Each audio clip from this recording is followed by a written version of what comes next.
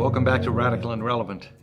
Today's reading is from the Gospel of Luke, chapter 15, verses 3 through 7. So Jesus told them this parable.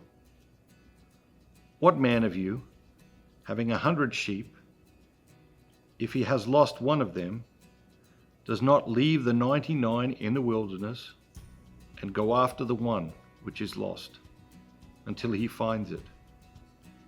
And when he has found it, he lays it on his shoulders, rejoicing. And when he comes home, he calls together his friends and his neighbors, saying to them, "Rejoice with me, for I have found my sheep, which was lost." Just so, I tell you, there will be more joy in heaven over one sinner who repents than over 99 righteous persons who need no repentance. Each day we're looking for a word, a phrase, or an idea that jumps out at us. The idea that jumps out at me today is that I'm not sure Jesus' assumption is true in modern times. And his assumption is, what man of you, having 100 sheep, if he has lost one, would not leave 99 and go look for the other one? I think in our consumer society, in our disposable society, I'm not sure this is true. I mean, I don't have sheep, and I assume you probably, not many of you have sheep either, but we got stuff, right? And, you know, we lose one. Well, what do? We order another one to be delivered tomorrow in another cardboard box that seemed to endlessly flow into my home, and yours too, I suspect.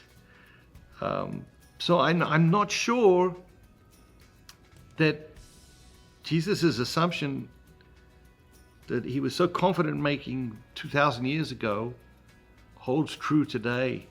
And that represents a shift in the human spirit. It represents a shift in the priorities of humanity. And I don't think it's a good shift.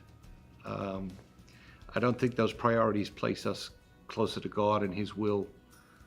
I think that they have shifted away.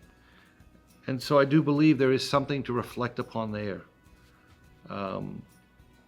How has the human spirit shifted, changed? How have our priorities shifted, changed collectively? And because of that, when the priorities of a culture have shifted away from God, we are going to be influenced by that. We are going to be affected by that. And we need to be mindful of that so that we can resist the influences that shift us away from God, so that we can resist the influences that take us out of alignment with God.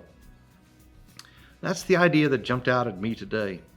Maybe the idea that jumped out at you was the rejoicing over the one sinner. Maybe the idea that jumped out of you was the idea of there will be more joy in heaven. It's a beautiful idea, right? There will be more joy in heaven over one sinner who repents than over 99 righteous persons who need no repentance. What jumped out at you? How are you going to carry it into your day? Have a great day. Remember, don't just be yourself. Be the very best version of yourself, all that God created you to be.